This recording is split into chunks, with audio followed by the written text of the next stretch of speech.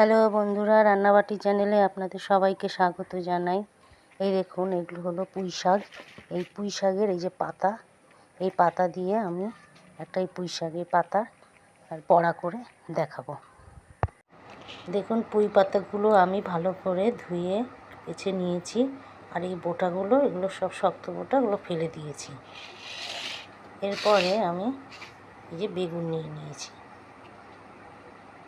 বেগুন পাতলা, খুবই পাতলা পাতলা করে কেটে নিয়েছি। দেখুন, খুব পাতলা পাতলা করে কেটে নিয়েছি। এবার এর মধ্যে আমি একটু হলুদ গুঁড়ো দেব,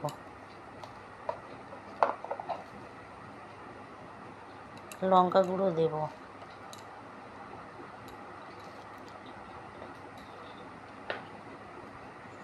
লবণ দেব,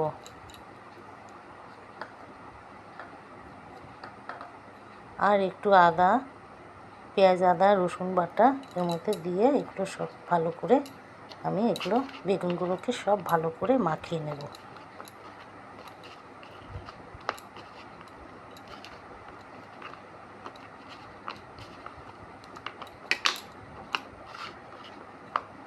মাখিয়ে এগুলো আমি রেখে দেব। এরপরে আমি বাটি নিয়েছি।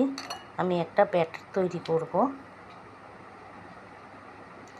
প্রথমে আমি নিলাম এই 2 চামচ মতন ডালের গুঁড়ো। মুসুরির ডাল আর গোবিন্দভোগ চাল আমি একসঙ্গে বেটে নিই। আমি এটা হচ্ছে আলাদা করে বেটে নিয়েছি। মুসুরির ডাল বেটে না, মিক্সিতে গুঁড়ো করে নিয়েছি। আর হচ্ছে আপনার গোবিন্দভোগের চালের গুঁড়োটাও আমি এই যে নিয়েছি।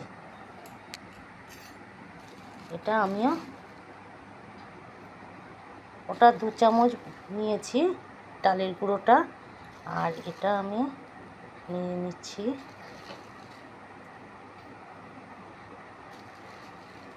4 চামচ 5 চামচ মতন।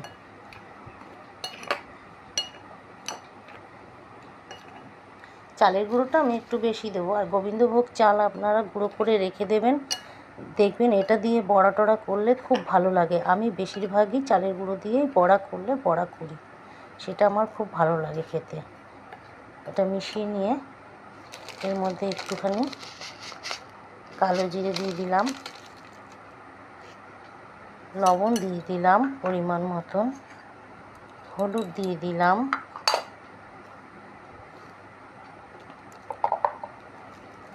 লঙ্কার গুঁড়ো দিয়ে দিলাম, আর একটু কাঁচা লঙ্কার গুঁড়ো দিয়ে দিলাম, আর পেঁয়াজ, রসুন, আদা বাটা এটাও আমি এর মধ্যে দিয়ে দিলাম 1 চামচ মতন। এবার আমি এটা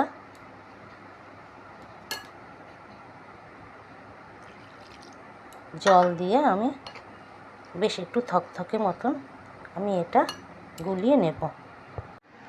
দেখুন, ব্যাটারটা আমি করে নিয়েছি। একটু গরম তেলও এর মধ্যে একটু দিয়ে দিলাম, দিয়ে ভালো করে এটা মাখিয়ে নেব। এরপরে আমি এই যে পুঁই পাতাটা নিয়ে নিলাম, তার মধ্যে একটা বেগুন দিয়ে দিলাম, দিয়ে আবার এটা এরকম করে রেখে দিলাম। আবার একটা নিলাম, পুঁই পাতা দিলাম, আবার একটা পুঁই পাতা দিয়ে আমি এরকম করে সবগুলো করে নেব। দেখুন, কড়াইতে আমি তেল দিয়ে দিয়েছি, তেলও গরম হয়ে গেছে। আমি এখন এটার মধ্যে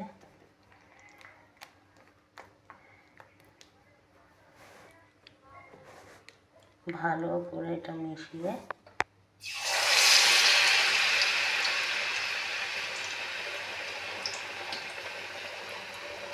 এটা আস্তে আস্তে ভাজা হোক।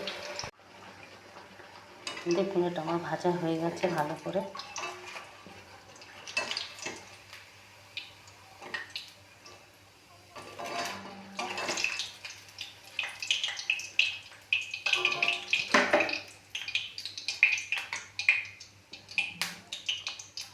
আর একটা আমি ভেজে নেব। এরকম করে আমি সবগুলো ভেজে নেব। দেখুন আমার সবগুলো হয়ে গেছে। এবার এটাও তুলে নেব। এটা সব আমার হয়ে গেছে, সব করে নিয়েছি। আপনারা যদি বেগুন দিয়ে না খেতে চান, শুধু পুঁই পাতাও আপনারা দিয়ে ব্যাটারে চুবিয়ে আপনারা ভাজ খেতে পারেন, খুব ভালো লাগবে।